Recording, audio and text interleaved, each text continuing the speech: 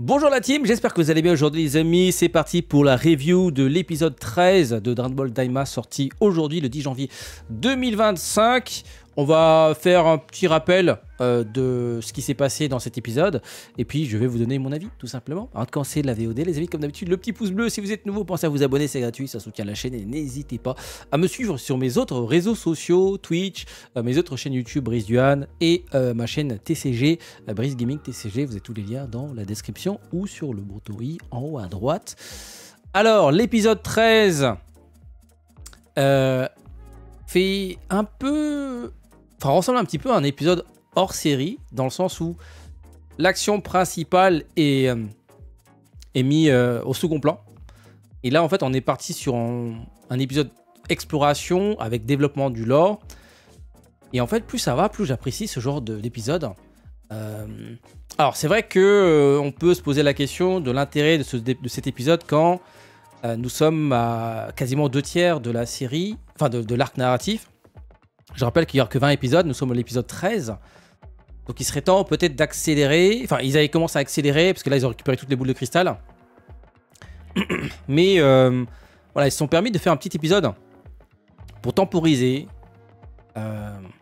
Maintenant, je pense qu'il y a beaucoup de gens qui ne vont pas aimer cet épisode. Parce que c'est vrai que ça... On sort complètement du fil conducteur. Voilà. Ils ont récupéré les boules de cristal. Goma qui s'excite, qui veut les empêcher d'arriver à destination. Et en fait, on est téléporté dans un autre récit. Voilà, nos héros sont tombés en panne et se retrouvent sur une planète très très hostile. Alors avant de parler un peu plus longuement de cet épisode, justement je trouve assez intéressant cet épisode par rapport à l'épisode 12. L'épisode 12 qui a fait couler beaucoup d'encre et beaucoup de crachats. Alors, je pense que tout le monde l'a vu, hein, l'épisode, tout le monde sent... même la Toei ont spoilé la forme, etc. Donc tout le monde est au courant que Vegeta a atteint la forme SCJ3 en étant mini. Beaucoup de questions, évidemment, se posent. Pourquoi elle a jamais été... Enfin, pourquoi il a jamais utilisé cette forme face à Beerus pendant Dragon Ball Super. Comment il est arrivé à atteindre ce niveau. Goku s'est entraîné longuement avec un corps qui ne pouvait pas se fatiguer dans le royaume des morts pour atteindre cette forme SCJ3. Vegeta, à quel moment il a pu s'entraîner aussi difficilement en si peu de temps aussi. Parce qu'en fait, à la fin de... Enfin, Dragon Ball Daima se déroule genre quelques mois après de la saga de Buu. Comment il a pu atteindre un tel niveau aussi rapidement? Je sais pas s'il a utilisé la salle de l'esprit du temps. Après, je crois qu'à la fin de la saga de Buu, je crois qu'elle est plus accessible. Enfin bref, dans tous les cas, qu'il ait utilisé la salle de l'esprit du temps ou pas, c'est quand même très surprenant qu'il ait atteint ce niveau aussi facilement. Voilà. Goku semble être étonné. La forme est aussi bizarre. On n'a pas les cheveux qui tombent, on a les cheveux un peu en pic comme Gohan Beast. Est-ce qu'il ne s'agirait pas d'une forme des CJ3 différente? Donc voilà. Autre point qui a suscité pas mal de polémiques, c'est vrai que voilà, Vegeta et Goku sont censés être diminués en étant enfants. Donc il leur faut un certain temps d'adaptation pour atteindre leur forme, enfin leur puissance de base. Et là, Vegeta arrive à se transformer en SCJ3 très rapidement. Alors, entre le premier épisode et l'épisode 13, il s'est passé genre quelques jours en fait. Il s'est pas passé plusieurs mois. Comment il a réussi à s'adapter aussi rapidement à ce nouveau corps? Donc voilà, je trouve qu'il y a quelques facilités scénaristiques.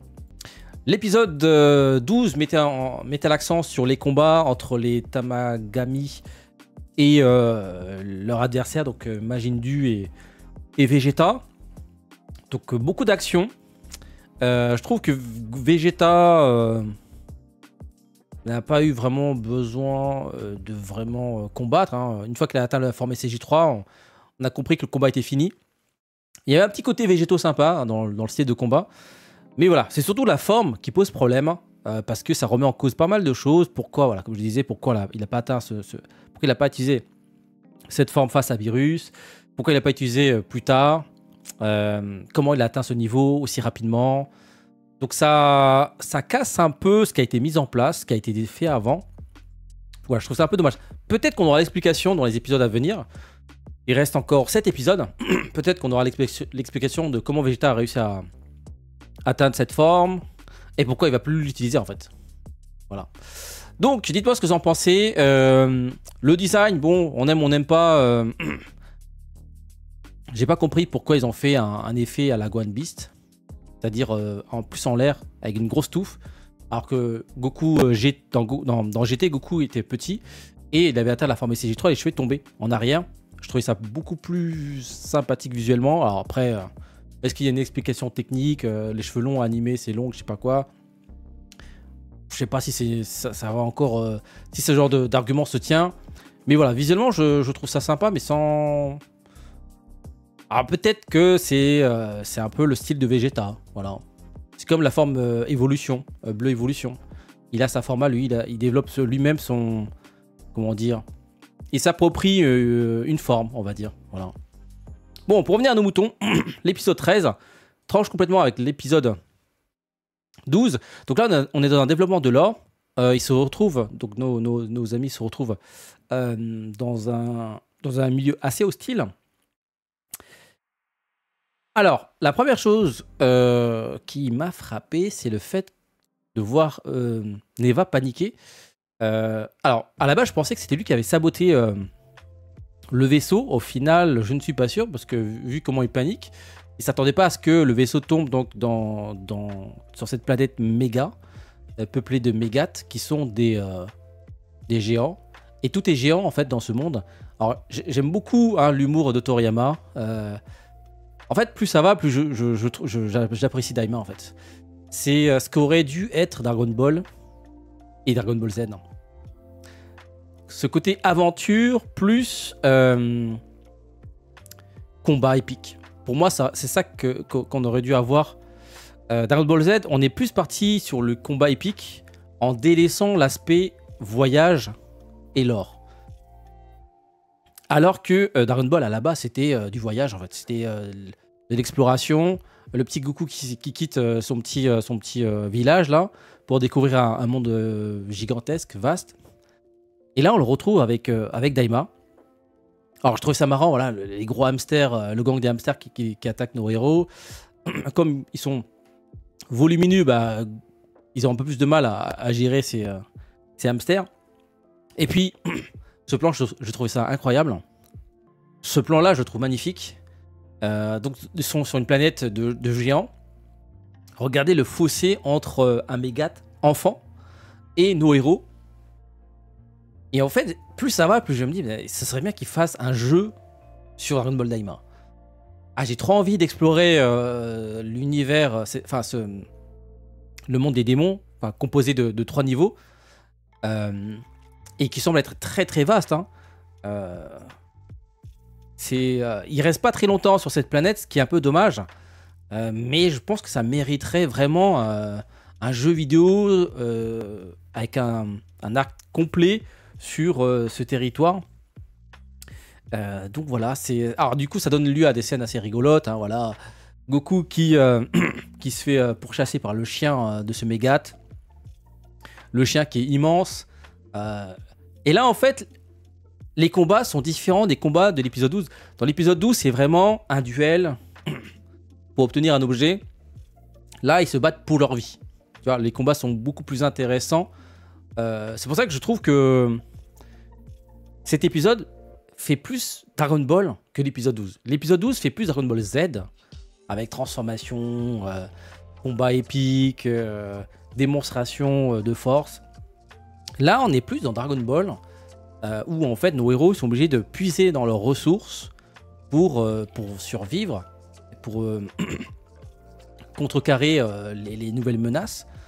Et je trouve ça vraiment très très intéressant. Et puis il y a des plans, tu te dis waouh, c'est magnifique. J'aurais aimé voir cette œuvre au cinéma. Bon, malheureusement, c'est pas un film.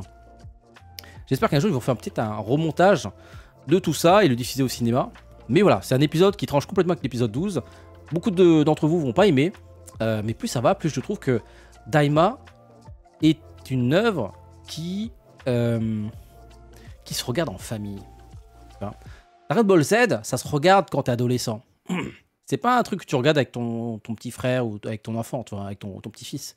Petit Bambino, il voit ça, c'est peut-être un peu violent, il y a beaucoup de sang. Là, c'est Daima.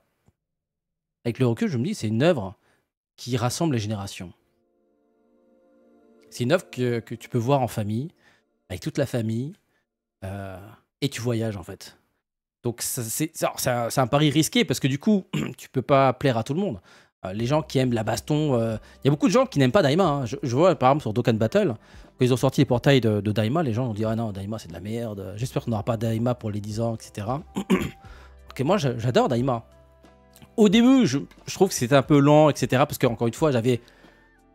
Bah, on m'a habitué à de la baston, des power-up, etc., des effets pyrotechniques, parce qu'on s'est tapé Dragon Ball Super pendant 130 épisodes. Et avant, on s'est tapé Saga Debout avec plein de combats épiques. Et là, tout d'un coup, on revient à la source. Et comme la source, la plupart d'entre nous, on l'a vu il y a très longtemps, du coup, on a un peu oublié. Et en fait, en voyant ça, ça me donne envie de revoir Dragon Ball, en fait. Parce que ça, à la base, c'est ça, en fait, Dragon Ball. Ce qu'on voit dans Daima, c'est Dragon Ball. Il y a beaucoup de gens qui disent ah, ça c'est pas Dragon Ball, c'est pour vendre des figurines. Non, non, c'est ça Dragon Ball. Vendre les figurines, pour moi, c'est après. C'est Dragon Ball Z, avec les différentes formes, les muscles, Saiyan, etc. Mais à la base, Dragon Ball, c'est ça. De l'aventure et des combats. Les combats sont justifiés parce que nos héros sont confrontés à des obstacles, à des dangers, et ils sont obligés de puiser dans leurs ressources pour progresser. Et c'est ça, en fait, Dragon Ball. Donc, dites-moi ce que vous en pensez. Mais moi, j'ai beaucoup aimé cet épisode. Et je trouve ça un peu dommage que ça s'arrête dans cet épisode. En croisant les doigts pour qu'ils nous annoncent des produits dérivés autour de Daima, un jeu vidéo serait vraiment pertinent. Parce qu'en fait, plus avec du recul, t'as l'impression que ça a été pensé comme un scénario de jeu vidéo. Hein, les personnages se déplacent, ils se reposent, ils s'alimentent. Il y a des combats pour progresser, il y a des boss, ils voyagent, nouvelles zones. Voilà, c'est vraiment typiquement ce qu'on retrouve dans les jeux RPG en fait. Hein. Donc voilà les amis, dites-moi ce que vous en pensez de l'épisode 13. Le petit pouce bleu, le petit abonnement, et puis je vous dis à très bientôt pour d'autres vidéos review sur Dragon Ball Daima. Ciao ciao.